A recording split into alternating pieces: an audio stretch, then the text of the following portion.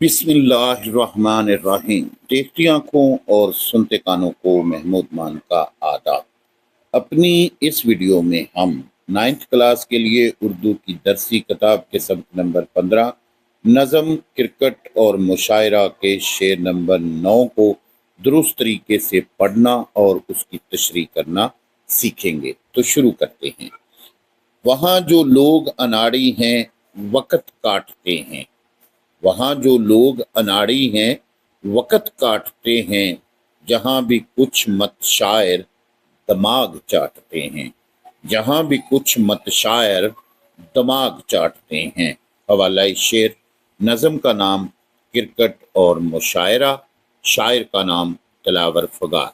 मुश्किल अल्फाज के मानी। अनाड़ी ना तजर्बाकार, वक़्त काटना वक़्त गुजारना। मत शायर बनावटी शायर, जाली शायर, जो शायर ना हो मगर अपने आप को शायर समझे उसे उर्दू में मत शायर कहते हैं। दिमाग चाटना, दिमाग खराब करना, वक़्त ज़ाया करना। मफ़हूम। जिस तरह क्रिकेट में अनाड़ी हमारा वक़्त ज़ाया करते हैं, इसी तरह मुशायरे में भी कुछ मत शायर हमारा दिमाग खराब करते हैं। तशरीह।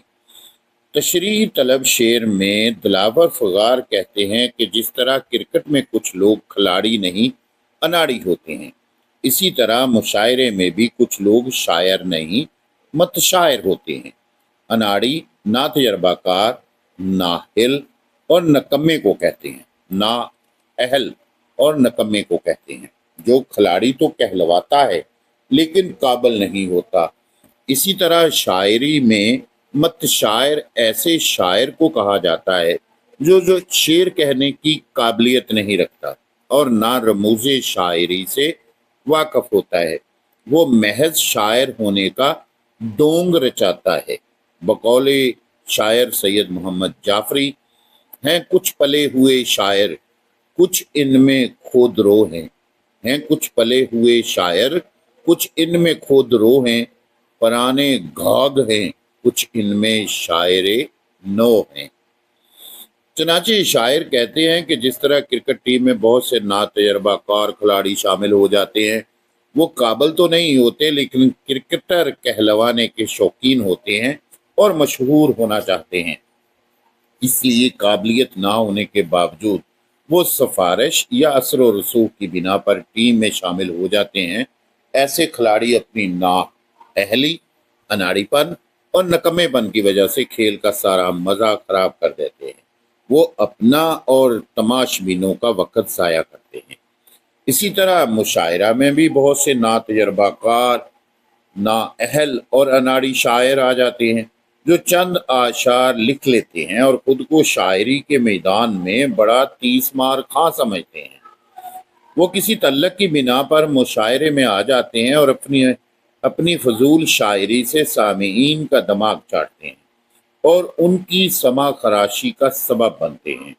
इनकी शायरी शायरी नहीं होती बल्कि महज तुकबंदी होती है, बेवजन बेबहर होती है, या उनके मौजूआत घिसे पिटे और पुराने होते हैं जिससे सामीन बोरियत का शिकार हो जाते हैं। इनके आशार सामीन की समातों पर ग्रां गुजरते हैं।